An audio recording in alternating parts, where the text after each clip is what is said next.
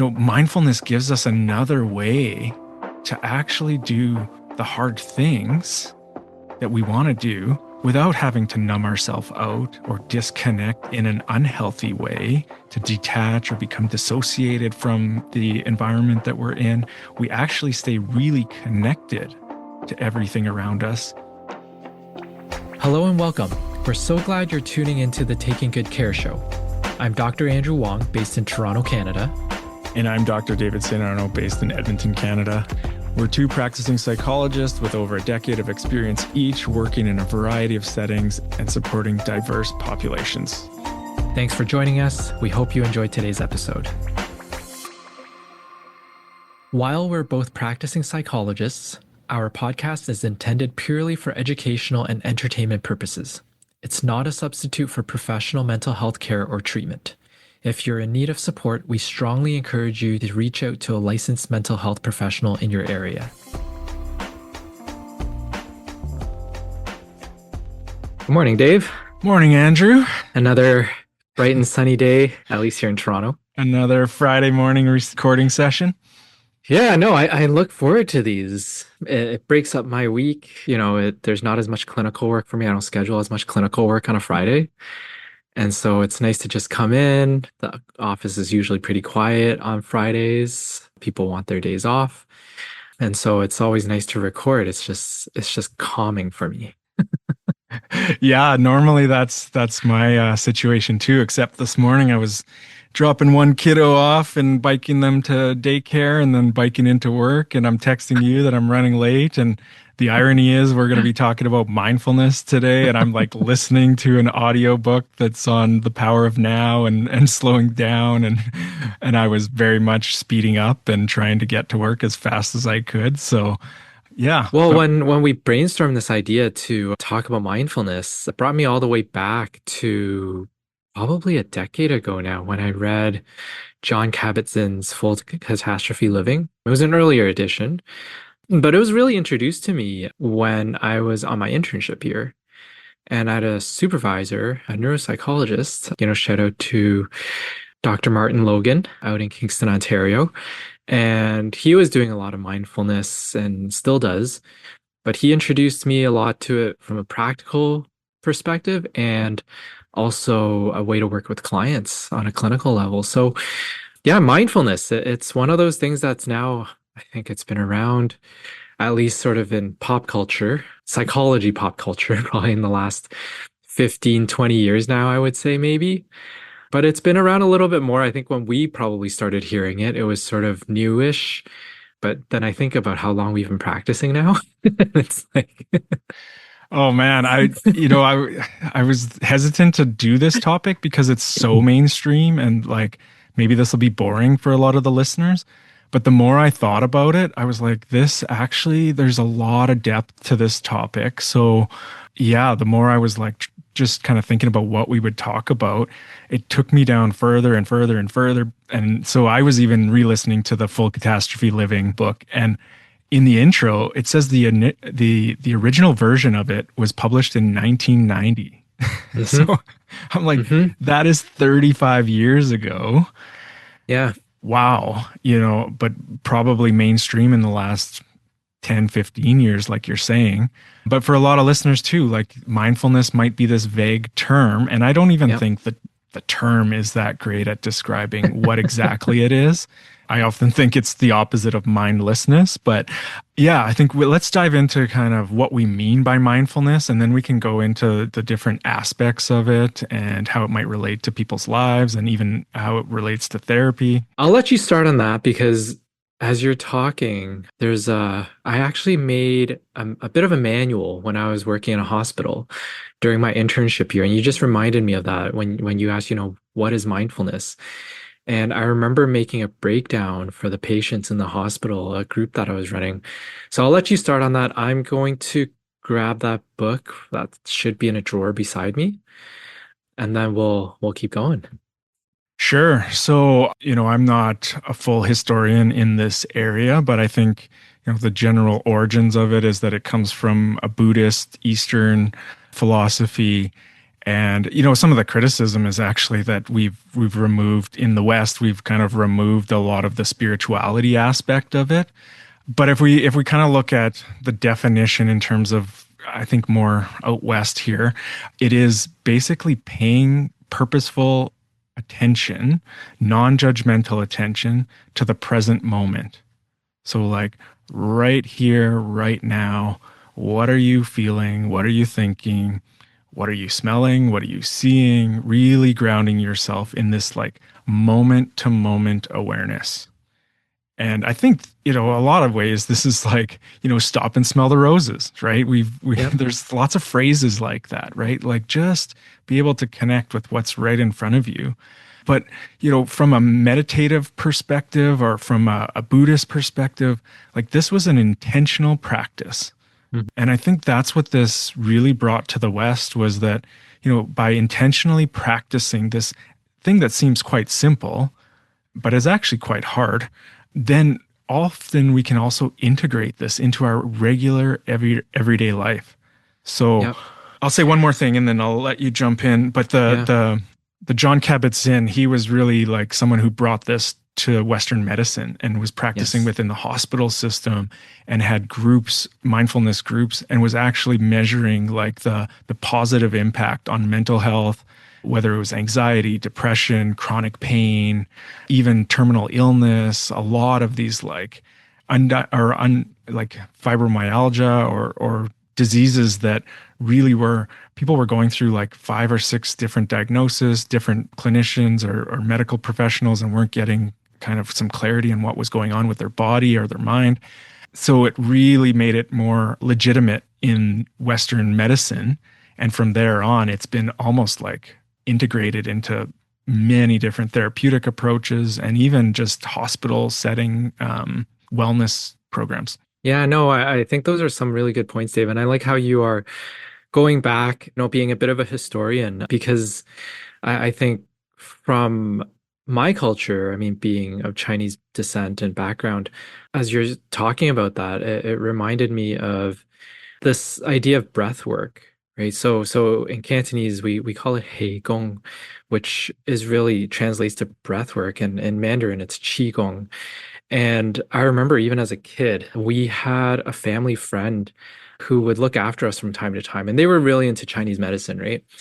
And I remember there were times after school when they would really try to get my sister and I to just sit and just do this breath work. Of course, we were bored out of our minds. We didn't understand it, but it was literally sitting there, cross-legged and breathing. And also the other thing that it reminds me, and it has to do with my father, he's getting up there in age, but for as long as I can remember, he's been doing Tai Chi, and that has a lot of breath work in it too. And you cannot disrupt his pattern every single morning. I kid you not. Even Amelia, my wife, is astounded by this. Like it's a routine. He does it every day. And he's probably one of the fittest seniors who we know. But it's clockwork every morning.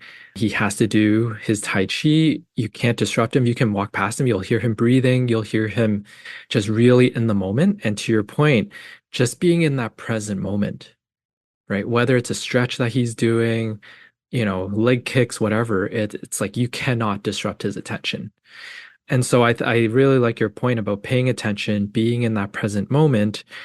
And it's really a tool to calm our minds, to have that self-compassion. And I know we've talked about self-compassion before, and at the very minimum, to try and relax the body, because our body really does inform our mind sometimes of how we're feeling, how we might be thinking. Because if you have tense muscles all over, that's a signal to your brain that perhaps something is wrong. And so you're going to gear towards the negative. That's going to be your focus. For sure. And there's so many like paradoxes within this approach that, when you stop trying to change, you're actually, more easily changing. Or when we attend to our feelings or notice the sensations in our body or our mind, like they actually change without us intentionally trying to change them. So even the idea of using mindfulness to find relaxation, some would argue that that is, that's striving for relaxation, and that's actually counterintuitive to the essence of this approach, right? So, even I think it was intentionally named like mindfulness based stress reduction program because that is what like Western medicine would say, okay, great. There's an outcome that we want from this process. But the process itself is supposed to be the intent, at least, from more of the like fundamental like Buddhist mindfulness approaches. And Yeah. again, I am not Buddhist, so I might be getting some of this wrong. But from what I've listened to in my own experience with it, we don't want to be striving so much. We want to be being your beingness Yeah. rather than your doingness. I think that's where it's really hard though. And when I've worked with clients in the past trying to explain that, it's the concept of it is just so foreign, right? So if I'm not striving for relaxation, then why am I doing this? Hmm. Right? What do you mean clarity? Like what kind of clarity am I looking for, right?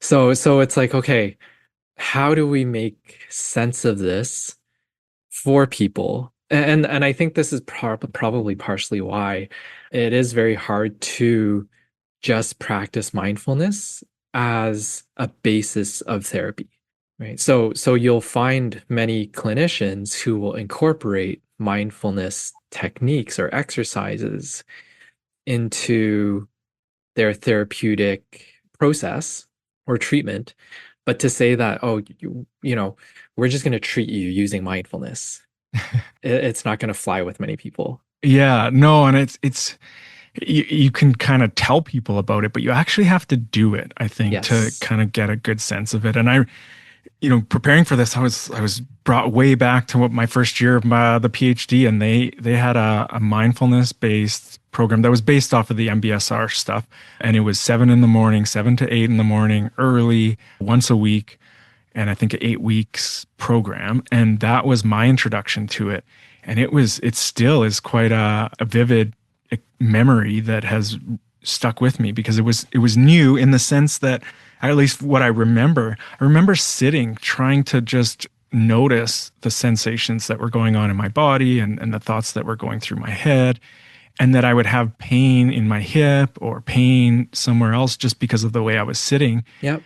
But the instructions were not to move, not to adjust, to get rid of that pain. It was to allow that pain to be there. And so it's really counterintuitive to a lot of the things that we do, right?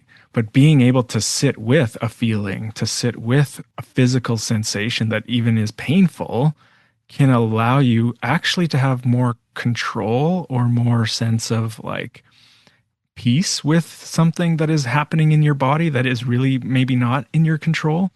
Yes. This is where I really tried to practice mindfulness with those who have been through some kind of physically traumatic accident. And so with, for example, chronic pain clients, Hmm. that pain is not showing up on scans. The doctors don't see it. So it can seem very subjective. Even people who will say, well, nobody believes me, Yeah. right? And so it's like, okay, we know that chronic pain, it is painful. It may not show up on any scans, but how do we cope with that? How do we manage it?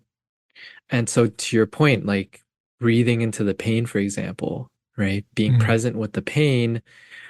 And, there's so much more that we can go into about, chronic pain and mindfulness work and even acceptance and commitment work with chronic pain.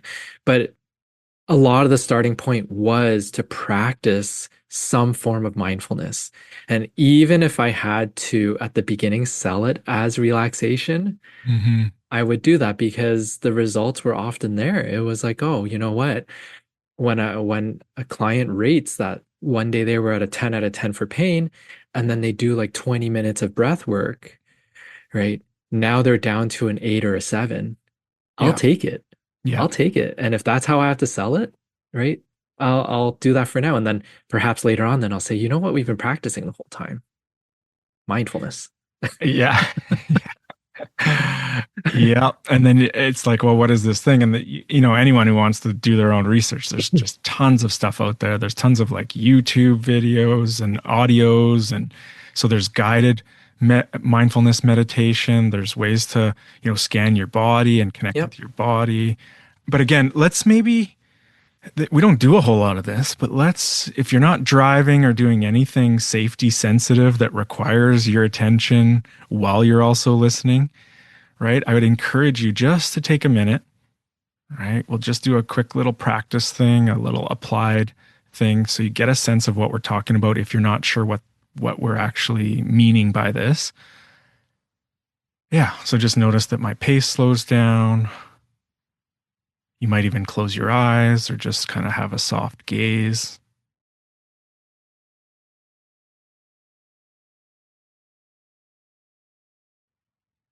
And then start to be aware of your breathing.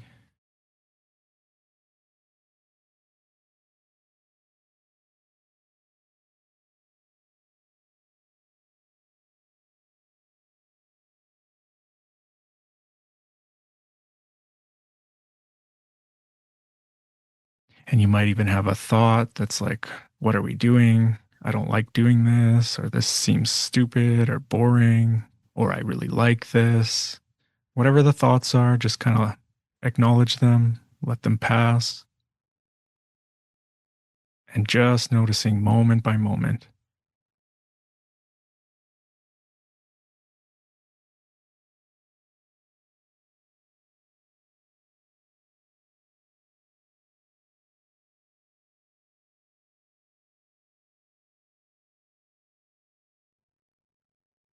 Again, if you get kind of pulled in a direction, thinking about something you're worried about, or something that's going to happen in the future, or something that's happened in the past, just reconnecting with your breathing, where you feel your breath.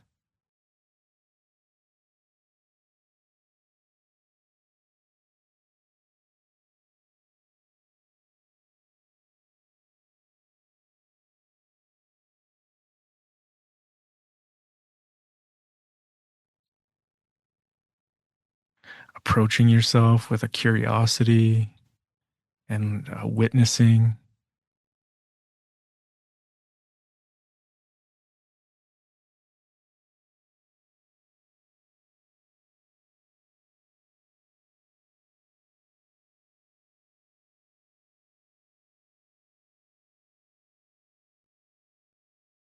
and again, just kind of letting the flow of what's happening happen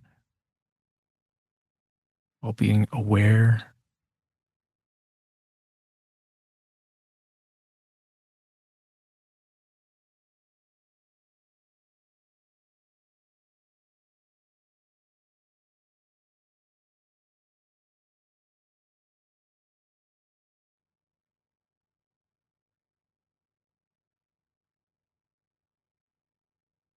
not needing to change anything.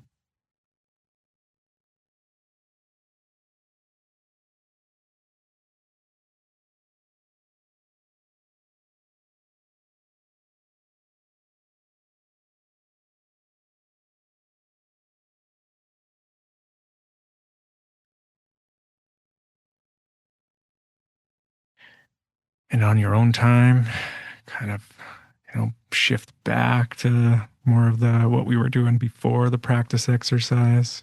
Take a breath.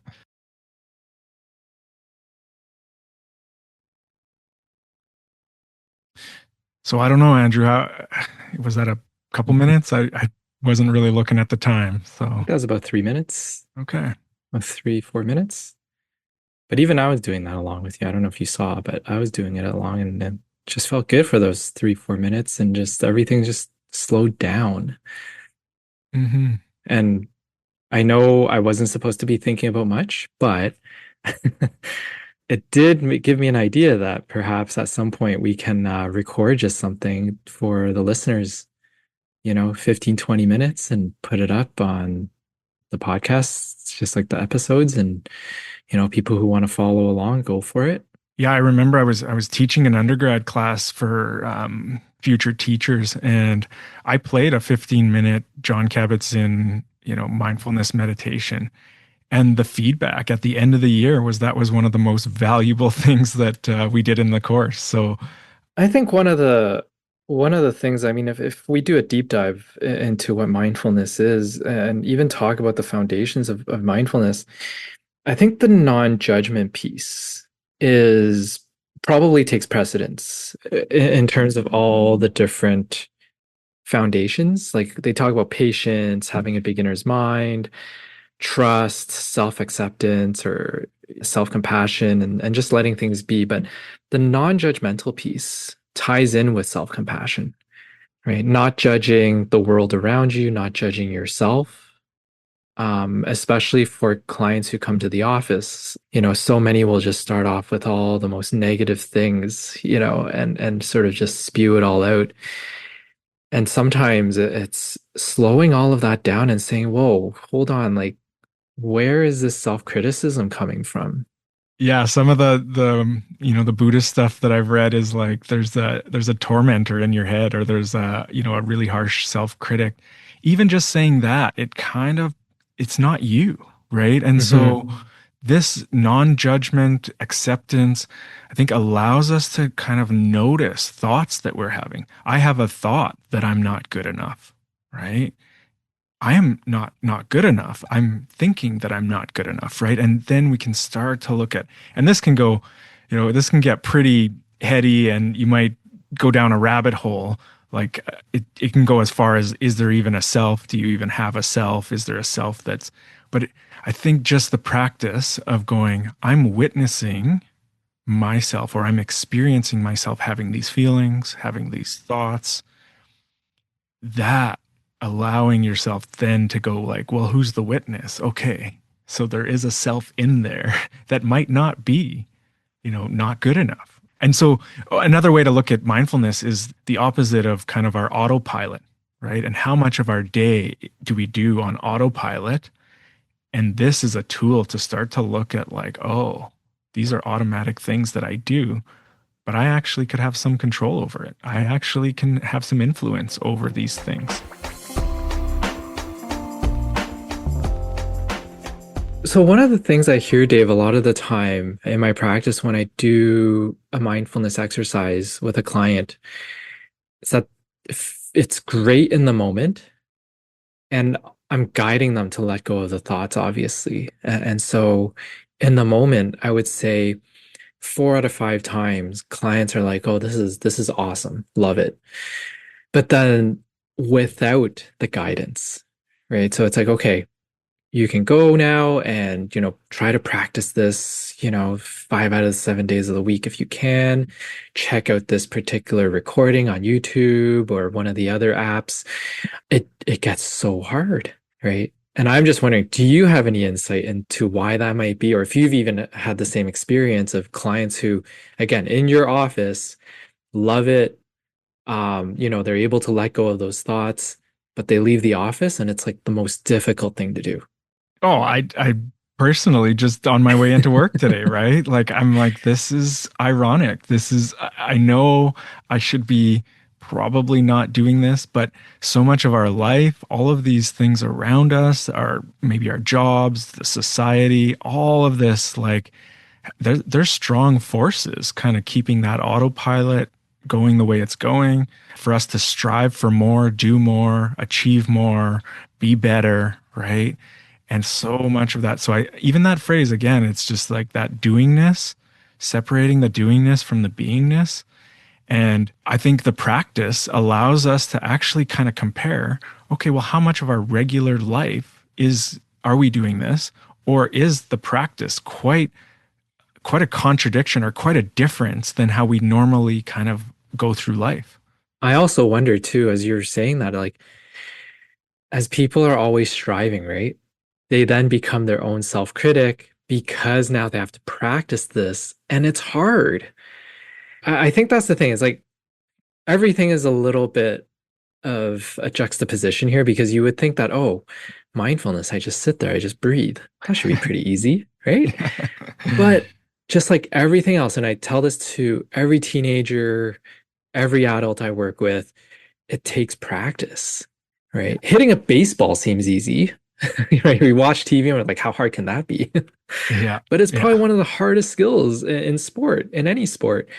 And same with mindfulness practice. It's hard. Well, yeah, I think, you bring up an example that I love. Like anyone who's played baseball or softball or tried to hit a ball with a bat, right? Yep. If you try harder, if you try to hit it as hard as you can, you usually strike out or fail at it, right?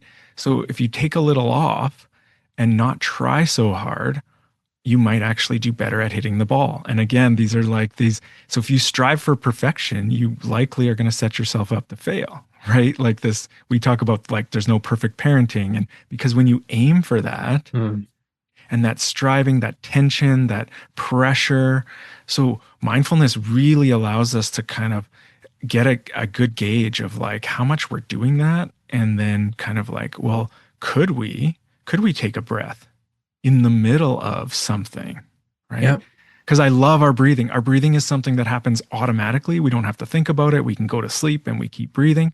But it's also something that we could, have some influence and change. And so, even just noticing that, the simplest thing, no matter where you go, you have your breath, you have your breathing. So, like all the breath work that you're talking about, like that to me is like this thing that no matter what you're doing, you can become more mindful and more connected to the present moment. One piece that I always provide education to clients about when it comes to breathing is think about when we're born.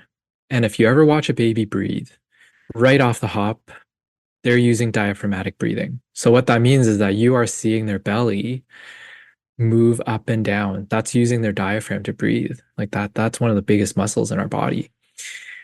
And as we age and we get older, we're inundated with the pressures and the criticisms and the stress. And if anyone is listening right now and you just want to do a little bit of a self-evaluation, catch yourself at one point in time. Is your belly moving up and down when you breathe, when you're just sitting there? Maybe you're at the office. Are you doing belly breathing? Right? Or is it shallow breaths? Or do you feel your neck and shoulders pretty tense?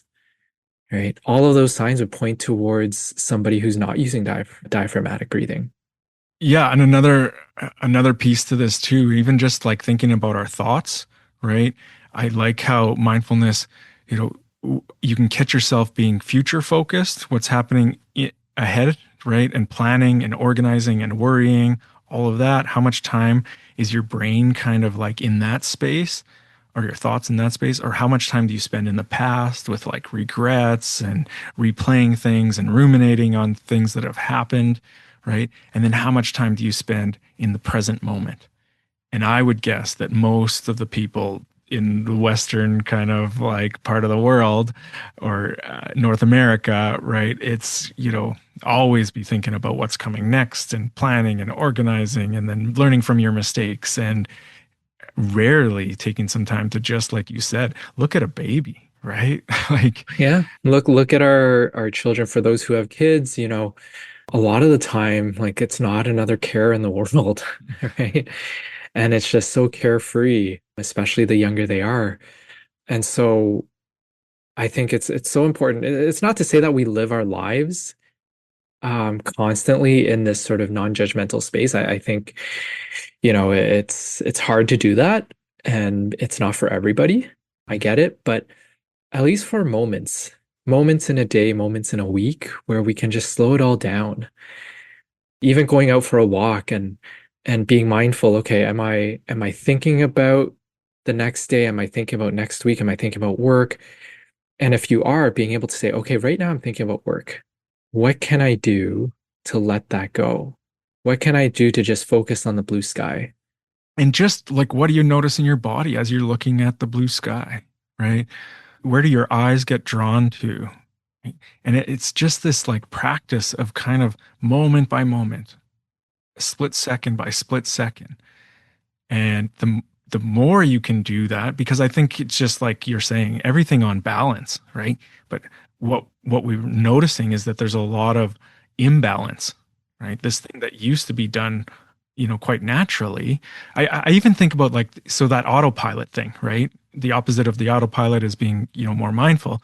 But so much of our growing up is like making things go onto autopilot. Like riding a bike should be, easy and we don't have to think about it. Or driving to work, we don't have to think about it. We can just do these things on autopilot. And that works really great, right? Until we get into an accident or because we were not attending to the road we were on, Yeah. right? So even just our bodies are always giving us kind of what they call like interoception, like messages from the inside. And are we listening to those messages? Are we attending to those messages? Yeah. The other piece too is really having patience. That's another foundational attitude of mindfulness, right? Like, it's being patient. Not every practice, let's say you do decide to go out and look at the sky, and maybe it's not the best practice for that day. That's okay, right? It goes back to that self-compassion and having patience with yourself. It takes time, and it's important to acknowledge that some things will just take some time to unfold. Right. Going back to the sports analogy, actually, one sport I love is like golf in terms of using that as an analogy. Golf ball just sits there. You don't even have an opponent, right? The golf ball is there like to taunt you, right? It sits there on the ground. It doesn't move.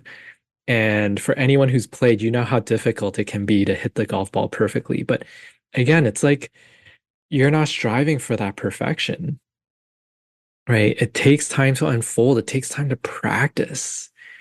And one day as you progress, it's like, oh, okay, I'm feeling like I'm able to let go of some of these thoughts and feelings or moments a little bit easier. Oh man, you brought up golf, and I'm thinking there's a lot of aspects in my life where I've tried to integrate more of mindfulness, and golf has not been one of them. And I'm like, oh, if you want to hear me swear and cuss like this, hang out with me on the golf course. I'm the Happy Gilmore out there. So like, oh yeah, right? As you're talking about that, it's like there's another aspect of my life that I might be able to integrate this. And so maybe this is a good time too, because this can seem like, oh, it's too much work. I don't like there. I'll take a course on this later, or I'll sign up for some mindfulness Hmm. retreat, and I need to take weeks off from my life to learn this. And that's not the case, right? So you can do this in any aspect of your life. So I had a prof at the U of A, and she would say every time that she washed her hands, that was her mindfulness practice. So being able to just feel the water on your hands, notice the soap bubbles, how you move your hands, feeling those sensations, that can be, a mindfulness practice on a regular basis because a lot of people, especially since COVID, wash their hands a lot, right? So, Even taking a shower, it's almost the practice of like feeling every drop of water that hits your back, just envisioning that and just feeling it, being in that moment. And that can be mindfulness, right? The feeling, the sensation, right? Just focusing on that, being mindful with that. Personal example for me is like going for a run, just feeling the ground pound underneath my feet. I don't listen to anything when I go for a run. And so sometimes, I'm not the most attentive person. I do get distracted by things, but when I go on a run, it's like feeling my feet pound underneath me. That's one thing sometimes I will start to focus on. The other is like, what am I hearing? Right. So if I'm running through a trail, what am I hearing? Am I hearing any birds, animals, any leaves rustling? And the last piece is what am I seeing? That's often what I will also start to focus on. Like I said, with the blue sky or the clouds or the green of the leaves, right? And that, for however many minutes, it's just nice to just feel that present moment, just being in the present. Every foot pounding that I feel is that moment. yeah, yeah. And another example too for, we eat every day, right? And so one of the exercises in that training that I did way back when, it was the mindful eating of a raisin. So we started with just holding the raisin, noticing the feeling of the raisin, looking at it like you had never seen a raisin before, right? Yep. There's also this, what do they call it? Like not knowing or some kind of yeah, there's a term for it, but it's basically this like looking at things for the first time. and just studying it, right? Even though, because I think when we see things over and over again, then again, it becomes automatic and we don't even notice the things. And then you smell it, Yep. smell the raisin, and then you actually put it in your mouth Yep. and then taste kind of a bit of it and then you chew it. Like this is one raisin and this was like a 20-minute exercise, right? So Yeah. I we remember can that. we I can remember slow that. down like our regular eating, right? Tasting the food as it's going into our mouth, right? And then actually noticing when we start feeling full, Yep. right? Those kinds of things. So, Yeah. so Dave, I'm gonna play devil's advocate for a moment. Like someone who's listening to us right now who's going, what is he talking about? Like, you know, feeling a raisin, tasting a raisin, smelling a raisin. How is that supposed to help me? What would be your response to that? Well, I think, try the experiment, check it out. Maybe it won't help you, right? So this isn't, a magic pill for everyone, but what we know from the research, and if you want to look it up, there's tons of research out there, well researched. It reduces stress, it decreases kind of depression relapses, it helps with coping with pain, chronic pain, increases resiliency actually fe actually helps people feel less alone too. This is the Yep. maybe the more of the spiritual aspect of it, Yes. but just noticing how we're all interconnected. One of the things when you spoke about even being less alone, I've worked with individuals in the past. I've even heard from friends actually, how uncomfortable it is going to eat at a restaurant by themselves, Hmm. right? But I will challenge them to be like, well, if we were to try that again, how about just focusing on the food or focusing on the sounds and the sights around you rather than because when people will say so uncomfortable eating alone and you follow up with what kind of thoughts they are thinking and feeling, emotions that they're feeling, it's like, it feels so awkward. As sort of a loser sitting here by myself, eating by myself, like I couldn't find a friend to eat with me. But obviously, like we know that's not the case, right? But it's like if we change or reframe how we're thinking and how we're feeling and just focusing on the moment of, okay, I've got some time to myself right now, right? This food is delicious. I'm eating every bite and I can taste all the flavors, right? Or I can hear the hustle and the bustle and it's just, a thriving restaurant. This is great. Yeah, and I think like that discomfort that like you're so often we move away from that. We try to avoid feeling uncomfortable. And so we won't put ourselves in that situation. Where mindfulness kind of says, what if you just accept that? What if you just kind of study it and notice what is it, as you're sitting in the restaurant, is it when the waiter comes up to you and, is that uncomfortable or when other people might be looking at you? Like there's so much layers to this that, if you quickly kind of, I think a lot of our mental health struggles are connected to avoidance, right? Hmm. And so even there's a book called the anxiety and stress workbook or something. It was like a Yep. really well-known kind of cognitive behavioral workbook that looked at like changing your thinking to reduce your stress and change your let's feel less anxious. But over the years, even like through from when I was doing my training to now, they've added chapters at the end of it that are more acceptance based, right? That actually, if we just accept our anxiety and notice our anxiety, sometimes it actually reduces, right? So you might accept that you're uncomfortable in the restaurant and then you might feel a little more comfortable. Again, it's this paradox that we don't often have to fight with these things. If we just go with them, they change on their own. And Yep. if we don't engage in those anxious thoughts, we just notice that we had a thought about worrying about, paying our mortgage or paying our car payment, right? And then you let that go. Something else fills that void right after that, right? Exactly. So I would put a challenge out there for anyone listening. Like if there's an uncomfortable situation, obviously, don't want your life to be at risk or anything like that. But if there's an uncomfortable situation still in a safe place, I would challenge you to take 30 seconds to a minute and see if we can acknowledge that, oh, this is uncomfortable for me right now. These are some of my thoughts that are racing. Now, can I reframe some of those thoughts? Right? Can I bring myself to be in the present moment to just be there without judging myself, without judging the environment? It just is. This is the world around me right now.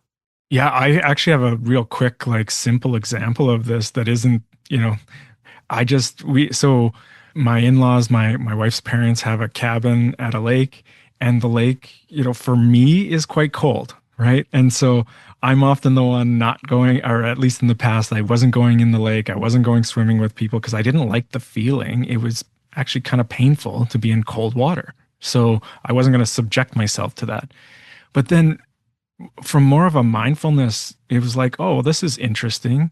My body, doesn't like the feeling of the water, and I'm going in the water and I'm noticing where's the discomfort and what is that like? And almost like again, that distance that in a weird way, this might sound kind of weird to people, but like, I am not my body or I am not my thoughts. Hmm. And so I can experience these things, even if they're uncomfortable. And actually, swimming in the lake with my kids is something I want to do, right? So, a lot of the uncomfortable things that we avoid also have a downside to not being able to do things that would bring us some joy or some fulfillment. That's exactly it. And again, it doesn't have to be a something that we take a lot of time with. Again, I will hear people tell me like I don't have time for that right now, but I'll try it in a couple of weeks. But that's the whole issue there, right? Is that okay, how do we make time? How do we just become mindful? Just even when we're sitting here talking, you know, even when we're typing at our computer, right? Maybe it's a couple of simple emails, but even as we're typing, can we be mindful in that moment without thinking, oh, what do I have to do after this email? For sure. And I'll add a part B to that example because this is, typically, I think, what could I do to get in the lake when I don't like the temperature of it? I could have a couple beers, right? I could kind of numb some of my nervous system to be able to do something. So even your example of sitting in the restaurant by yourself, you could order a couple glasses of wine and then you're no longer feeling that uncomfortable, right? So I think, mindfulness gives us another way to actually do the hard things that we want to do without having to numb ourselves out or disconnect in an unhealthy way to detach or become dissociated from the environment that we're in. We actually stay really connected to everything around us while Yeah. also recognizing that it's not us. Like there's again these Yeah. paradoxes, right? I think that's why it can be so difficult for people to understand because it is a little bit like until you do it, as for as long as we're trying to explain it and describe it, it's not going to make complete sense until someone actually practices it. Right. And then it's like, oh, like, you know what? That was more comfortable than I thought. hmm And I think the really important part, like, because even my kids, I'll say, it's time to meditate. Like, I'll joke around a bit, and they'll cross their legs and put like their hands like this, and then they'll say like, Like, there's this, I don't know, there's this stereotypical thing that I This think gets in the way. mystical, Yeah, yeah, magical. yeah, Like, yeah, you're gonna meditate and be on a mountain, and like, but it doesn't have to be like that, right? Like, you can just before bed lay in your bed and notice kind of what you're thinking. And the whole idea is just to notice non-judgmentally, not not change anything or engage in any thoughts, not, you know, just noticing. And again, this can be quite a shift for a lot of the ways that we live our life. yeah. Other examples, I would say, even trying it in the morning when you wake up, first thing, if you're drinking your coffee or your tea, when you have those 5 minutes, just doing a mindfulness practice there, like just listen to yourself sip the coffee, Hmm right? Really tasting it. seeing how bitter or how sweet it is. Like just tiny little things like that. It would be so interesting, and everybody's experience may be a little bit different, but it's those little moments where we can just sort of take a break from the stressors, from the future, from the past, and just be in the moment can be so valuable. Yeah, I think like you're saying with the positive things, like your tea or something you enjoy, you might even be able to savor that Yep. experience or experience it a lot more richly. And with the negative things, again, like, the next time you get a mosquito bite, maybe don't scratch the itch, right? So often we just automatically do the things. And this allows us to kind of sit back and go like, oh, if I don't scratch the itch and I just feel the itchiness of the mosquito bite, you know, again, this might seem really ridiculous and kind of simple, but when you look at addictions, right? Hmm. Part of mindfulness that's being used with addictions is that like urge surfing. So you have an urge, you have a compulsion, you have a desire to do something. And if you Hmm. can just sit with that urge and ride the wave of that urge and watch how it peaks and then how it kind of goes away after time, this is where it Yeah. can really kind of benefit people. Yep. I think what's going to really help, Dave, we'll find time at some point, maybe to record something relatively short, and we can put it up on our podcast page so it becomes an episode, and people can download it if they want to try it, and it'll be there as a resource. We can talk about this a little bit more if we think it's a good idea. But yeah, and it'll be there for people to use, and you can repeatedly use it if you want. Well, yeah, and until then, just go on YouTube and like Yep, look up, mindfulness meditation body scan, and yep, you could start there, or just breathing meditation, yep. right? And so, yeah, Yeah, check out some books too. John Kabat-Zinn's Full Catastrophe Living. I did really enjoy that. Some really good examples, good exercises embedded into the book. Dave, do you have any recommendations? well, I think The Power of Now, Eckhart Tolle. There's another one that I'm reading right now that I'm not done, but it's Why Buddhism is True. There's, once you click on one of these books, it'll give you other similar kind of books. The Eckhart Tolle one is a lot more spiritual than the John Kabat-Zinn one. And just, full disclosure, I think, it has connected me with spirituality more than a lot of the religious upbringing that I had. So, we didn't talk a lot about that today, right? But this idea that we are interconnected, that there's something bigger than ourselves, that again, we're not just our body. And I think you were talking about that with injuries. Oh, Hmm. when I see that at my office, like physical injuries or athletes that have injuries and they're like their identity is connected to, Yes. and it's like, okay, well, are you still you if you can't do those things with your body anymore, right? Right. We'll leave that for another episode. But again, I think we provided some pretty practical examples here today, even though things might be a little bit unclear still for some listeners.